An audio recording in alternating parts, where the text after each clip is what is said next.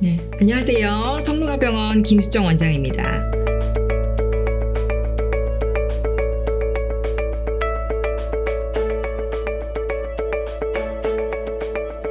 코로나19 확산으로 참 어려운 시국입니다.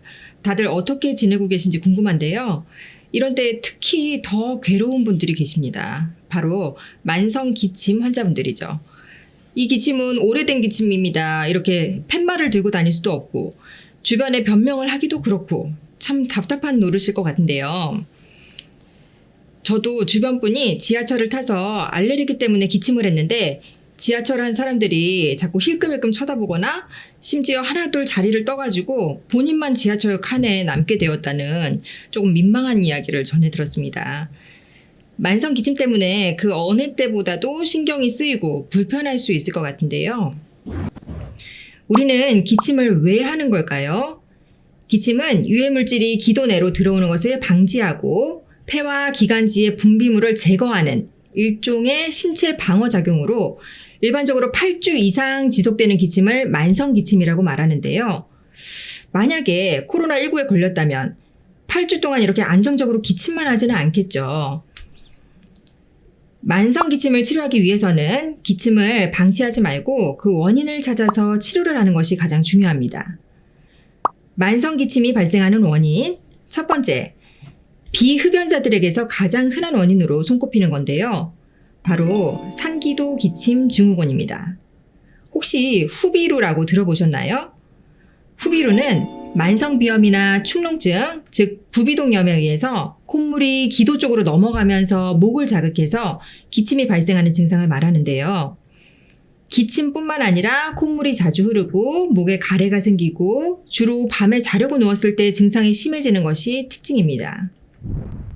만성 기침이 발생하는 원인 두 번째는요, 천식입니다. 감기에 걸릴 때마다 기침이 유난히 심하거나 오래가는 경우 또는 숨이 찬 경우, 특정 계절에 기침이 있는 경우, 숨 쉴 때 쌕쌕 소리가 나는 경우 등의 증상을 보입니다. 특히 여름에는 에어컨의 차가운 바람에 노출되면서 기관지가 확 수축을 하면서 기침이 발생하기도 하는데요. 이러한 경우들에서 치료를 잘 해서 잘 관리를 하면 증상이 거의 없이 지낼 수 있기 때문에 적극적으로 진단받고 치료하는 게 좋을 것 같습니다. 한 학회의 자료에 따르면 우리나라 성인을 대상으로 직접 기관지 유발 시험을 했을 때 나이에 따라서 약 2%에서 13%나 되는 분들이 천식을 가지고 있다고 하는데요. 이에 비해서 본인이 천식이 있다고 인지를 하고 치료를 받는 경우가 상당히 드물었다고 합니다. 만성 기침이 발생하는 원인 세 번째, 역류성 식도 질환인데요.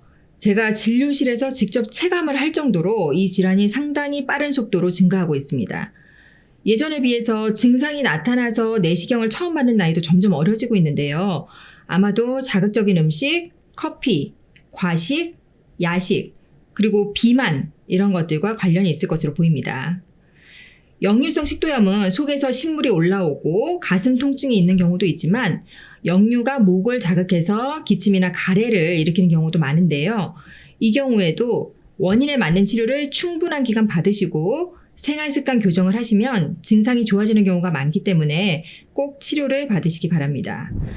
이외에도 흡연자의 경우에는 만성 폐쇄성 폐질환 때문일 수 있고 약물에 의한 영향 등도 만성 기침의 원인이 될 수 있습니다.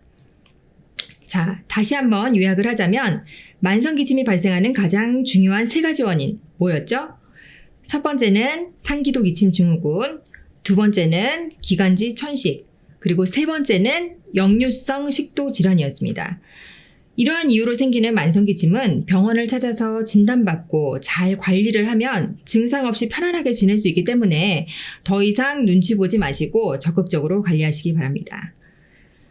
코로나 시국에 더 괴로운 만성 기침에 대해서 말씀드렸는데요.